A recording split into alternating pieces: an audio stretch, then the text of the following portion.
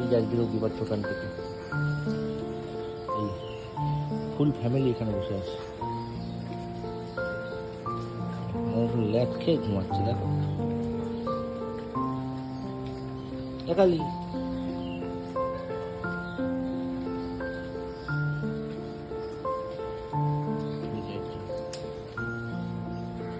এই পুচকা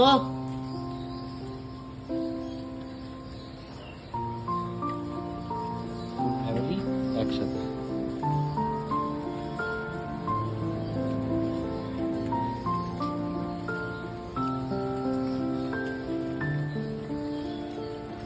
তটস্থ, হ্যাঁ তটস্থ নেমে যাওয়ার জন্য